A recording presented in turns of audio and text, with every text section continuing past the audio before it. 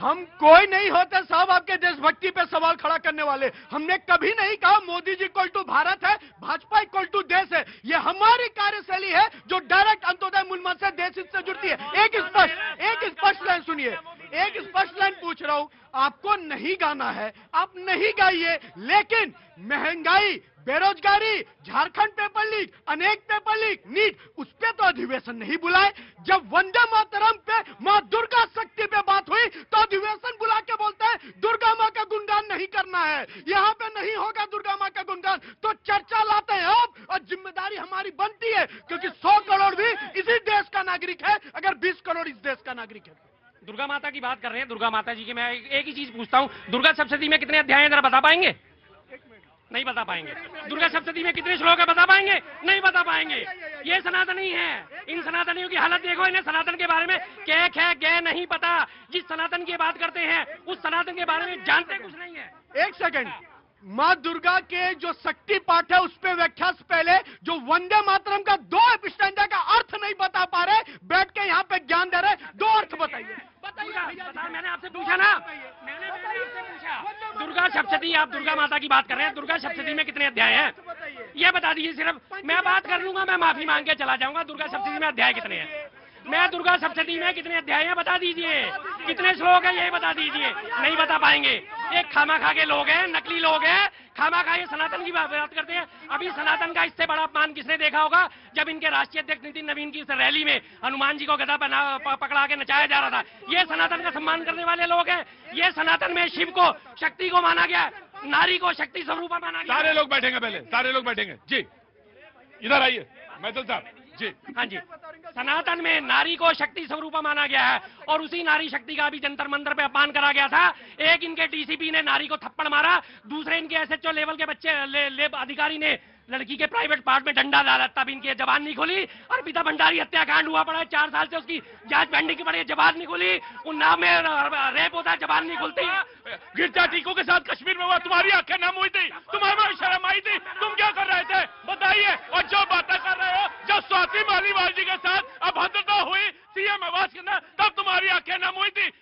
निर्भया के साथ जब बलात्कार हुआ, सालों तक वो संसद के बाहर घेरे रहे, उन पर लाठी और वाटर गैलन चलाए, क्या तुम्हारी आंखें नम हुई थी? बड़ा महिला हितैषी बन रहा, तो महिलाओं के लिए जो बिल आ रहा है क्यों नहीं पास करते, क्यों नहीं पास करते? तब तो पार्लियामेंट छोड़ करके भाग जाते हो, तब तो पार्लियामेंट छोड़ करके भाग जाते हो। धन्यवाद, धन्यवाद प्रतीक जी। पहले तो आपको और पूरे देश को भारत माता की जय, वंदे मातरम। अच्छा लग रहा है ये आज जो कांग्रेस के लोग जो है ना, वो ये पूछ रहे दुर्गा सप्तशती में कितने अध्याय हैं। 13 अध्याय हैं, एक कीलकम है और एक अर्गला है। समझ में आया? और कीलक करना अत्यंत आवश्यक होता है, अर्गला भी करना आवश्यक होता है। समझ में आया? दूसरी चीज, 13 अध्याय हैं। अब आप मुझसे पूछेंगे श्लोक कितने हैं, अब उससे पूछेंगे चौपाई कितनी है, फिर पूछेंगे वर्ड कितने हैं।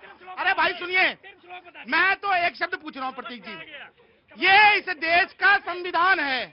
मुझे देखिए, एक बात समझिए, मेरी बात सुनिए। दुर्गा देख बेटे, नहीं आप देवी देवताओं पे मजाक नहीं बनाएंगे, आप उधर चले। कांग्रेस के लोग इधर है प्लीज, नहीं मजाक, आप गाएं चाहे ना गाएं, लेकिन मजाक न बनाएं। ये कांग्रेस के लोग और समाजवादी पार्टी के लोग हंस रहे हैं दुर्गा सप्तशती पर। यह दिखाता है इनकी सनातन विरोधी सोच और हिंदू विरोधी सोच। अब मैं आ जाता हूँ इस देश के संविधान पे। देखिए प्रतीक जी, 1947, तुम भी किताब ले आए हो? मैं किताब नहीं लाया हूँ, इस देश का असली ग्रंथ लाया हूँ। चाहे मैं रामायण जी की बात करूं, चाहे मैं महाभारत की बात करूं, चाहे मैं कुरान की बात करूं, चाहे बाइबल की बात करूं, उन सबसे ऊपर इस देश का ये संविधान है। मैं पूछना चाहता हूं कांग्रेस के प्रवक्ता से, ये देश जो है वो आपकी कार्य समिति के द्वारा पारित अध्यादेशों से चलेगा या इस देश में जो ये लोकतंत्र की किताब है इसके माध्यम से चलेगा? अगर इस देश की संसद में कोई कानून पास हो गया, उसके बाद आपको क्या परेशानी है? आप क्यों कूद रहे हैं? दिखाता है केरल के अंदर मुस्लिम लीग के संग इनकी सरकार है, वहां पर इन्होंने वो नहीं गाया 6 स्टैंजा।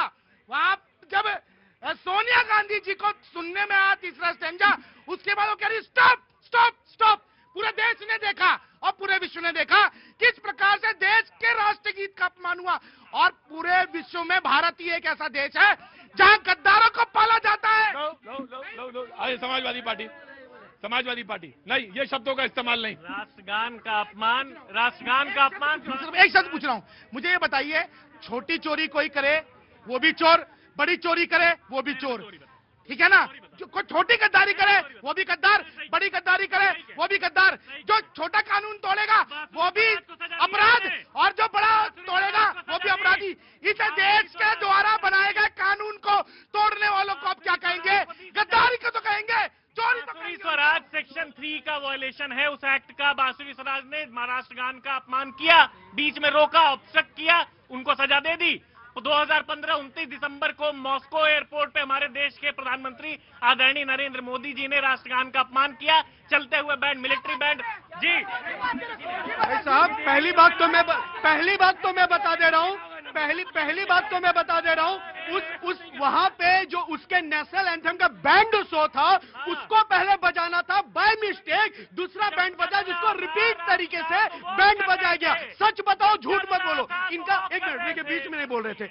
दूसरा, ये इसी गुमराह करते, आदरणीय नितिन नवीन जी कटहल की सब्जी खा रहे हैं और वो कहते हैं देखो देखो मांसाहारी खा रहे हैं। तो झूठ की फैक्ट्री, पहले ज्ञान ले लो, IT सेल मजबूत कर लो। देखिए, मांसाहार बीफ का एक्सपोर्टर कौन सबसे ज्यादा पार्टी करवा रही है वो सब जानते हैं, उस पे नहीं आते हैं। मॉस्को एयरपोर्ट पे मिलिट्री बैंड राष्ट्रगान चला रहा था, नरेंद्र मोदी जी वॉक कर रहे थे, ये सबने देखा, एस्टैब्लिश फैक्ट है, उसको झूठ नहीं ठहरा सकता। ये उसमें लिपापोती ना करे। राष्ट्रगान का अपमान बांसुरी स्वराज ने ऑन लाइव टीवी पे किया, सबने देखा, ऑब्स्ट्रक्ट किया, वो क्लियर वायलेशन ऑफ सेक्शन 3 है उस अभी अब जो एक्ट में अमेंडमेंट लाए हैं उसका। तो ये उस पे अपराध। मैंने लगभग सबसे सारा मैं सुनूंगा, खड़े रहिए पहले।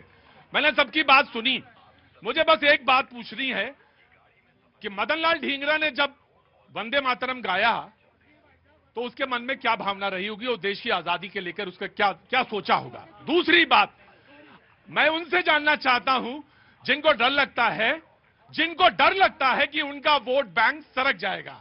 मैं उनसे यह पूछता हूं कि क्या वो ये नहीं समझा पाए, क्या वो ये समझाने की मादा नहीं रखते कि नहीं, जब इंडोनेशिया में रामलीला हो सकती है तो यहां पर ऐसा कौन सी है चीज जिसको लेकर विरोध है? मैं जानना चाहता हूं। आपने इंडोनेशिया की बात करी, अब इंडोनेशिया की आबादी कितनी है? 35 करोड़। दुनिया का सबसे ज्यादा मुसलमान वही रहता है। बता रहा हूँ, आगे तो बता रहा हूँ। और वहां पे हिंदू आबादी पता है कितनी है? मात्र 2%, यानी कि करीब करीब 70 लाख। वो 70 लाख हिंदू वहां खतरे में नहीं है 35 करोड़ की आबादी के बीच में। मैंने सवाल ये नहीं पूछा, मैंने ये सवाल नहीं पूछा। सुन तो लीजिए, नहीं पूछा। ये देखो शुरू हो गए। लेकिन यहाँ भारत देश में 100 करोड़ की आबादी होने के बाद उन्हें 15 करोड़ 20 करोड़ का डर दिखा के उन्हें खतरे में डाल दिया गया है।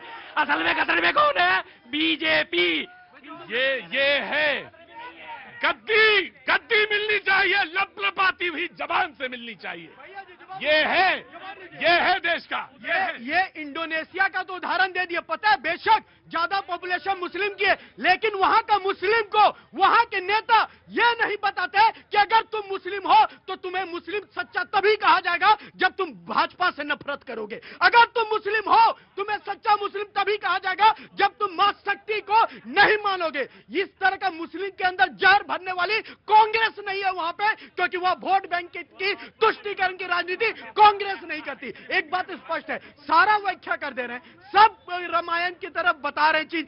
एक बार पूछिए ना, जिस स्टेंजा से विरोध है उसका भावार्थ क्या है? नहीं, मुझे यही सवाल पूछना है कि 1896 से लेके 1936 तक गाते रहे, आखिर वो समस्या क्या है कि कहां पे दिक्कत आ गई? सवाल तो ये है ना बड़ा। दिक्कत भाजपा को आई है। इससे पहले 6 साल वाजपेयी जी की सरकार थी, तब क्यों नहीं याद आया? 2.5 साल मोरारजी जी की सरकार थी, सेशन के स्टार्ट और सेशन के लास्ट इस बार फंसे पड़े हैं प्रधानमंत्री और गृह मंत्री के। छात्रों पे पैलेट गन क्यों चली? छात्रों पे के 47 क्यों चली? उसका जवाब नहीं है तो घुमाने के लिए वंदे मातरम क्यों में उलझा दिया। अब इन्होंने बात करी कि वहां पे भाजपा नहीं है, मुस्लिम नहीं है। वहां पे क्यों नहीं मुस्लिमों का मुस्लिम कहा जाता? क्योंकि वहां पे रमेश पिदुड़ी जैसे नेता नहीं है।